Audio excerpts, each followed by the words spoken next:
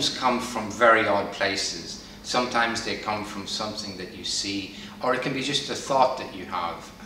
One of the things I think you can do as a poet is you can carry a poem around with you for a long time. It's a sort of small little animal. It's not like a novel that you need a long run at. You can sort of carry this nebulous sort of idea, image with you, and you begin to develop it. It can be spurred by a movie, it can be spurred by something you read, it can be spurred by another poem. It can be just walking through the mall and you see some little girl just, you know, having a movie going in her head, and she dives forward and her hair tumbles, and you know that she's on the top of a board just about to dive into a pool. And you can see these things, and just that image, you take it with you and you want to do something with it. And the poem comes from that, and it comes sometimes from something deep. So it's not just about that image and that thing you've seen, it awakens something in you so that you bring something of yourself to it. And so the poem should work at a whole series of levels. Good poems are complex. You should be able to read them at a very simple level and get the image, but then you should be able to see that image is carrying something else, some alternate message, something of yourself, so that it could be just a longing for childhood, that image of the little girl. It could be the longing for freedom, to be able to dive off something. And so you think about the image and you think about these things, and then you juxtaposition the little girl and the diving board with something else in your life, and then the poem comes. And people then can relate to it because the image works so powerfully, because an image is so much better than just saying I was feeling lonely or I was this. People get it because you bring them to that place. You let them experience it through the series of images and the words that you use. I've probably got a few favourite poems.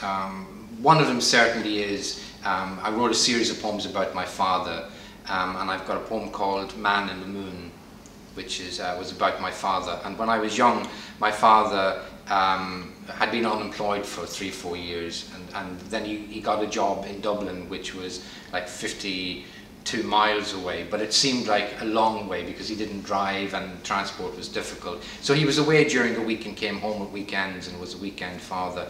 And as a young boy, I remember thinking that he might as well be on the moon as be in Dublin. And then when I became an adult and was writing poetry, I wrote this poem about Man on the Moon, which was my father went to the moon and left me.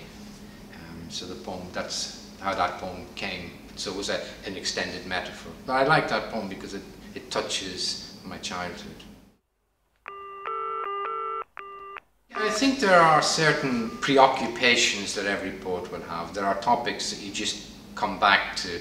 You know, it's like a tooth that's missing in your mouth, and your tongue keeps coming back to that place, despite the number of times you tell yourself to stop. And certainly I write a lot about family, but I'm also beginning now to move from that a little bit to deal with maybe some of the emotional context of that within more fictionalized type areas. So I think the big topics of love and death and longing, these are topics that all poets deal with, and they come out in some way. I don't tend to be a place poet. I don't tend to write too much about place, although they will feature in my poetry. I tend to write about people. I tend to write about the emotional sort of charge that is there between people in certain types of relationships, and I try to explore that.